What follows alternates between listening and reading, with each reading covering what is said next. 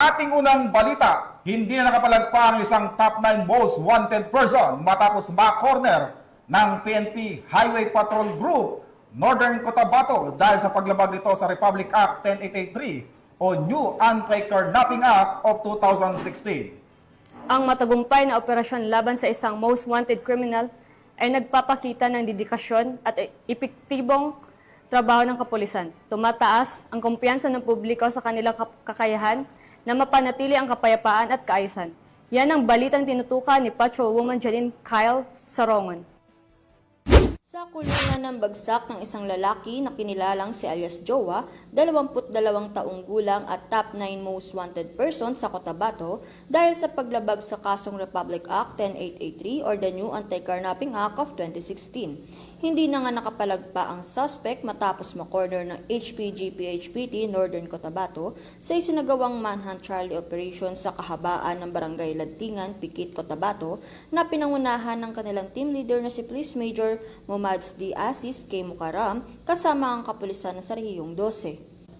Dinakip ang suspect sa bisa ng warrant of arrest sa kasong carnapping na nilagdaan ni Christopher A. Navales, presiding honorable judge ng Branch 1812 Judicial Region ng Midsayap, Cotabato. Narito ang pahayag ni Police Lieutenant Manolito Ramiscal Garcia, team leader ng Midsayap Sub-Office.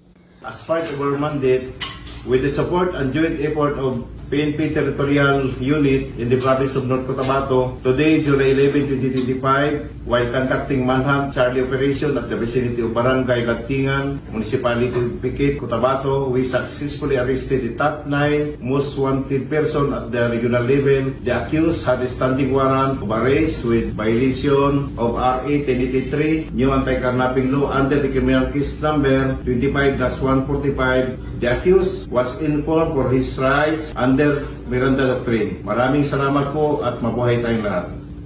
Ang suspect ay binasahan ng kanyang karapatan sa salitang kanyang naunawaan at siya ay kasalukuyang nakapiit sa Pikit Municipal Police Station para sa dokumentasyon at tamang disposisyon habang inaantay ang pagharap niya sa korte.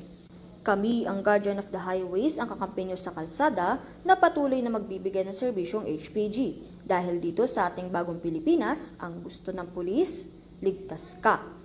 At para sa iba pang balitang dala na serbisyong HPG, tumutok lamang sa aming YouTube channel at Facebook page na Police News Network. Mula sa tanggapan ng kakampenyo sa kalsada, ako ang inyong PNN correspondent, Patrolwoman Janine Kyle Sarongon para sa Police News Network. Alagad ng batas, tagataguyod ng balitang pulis.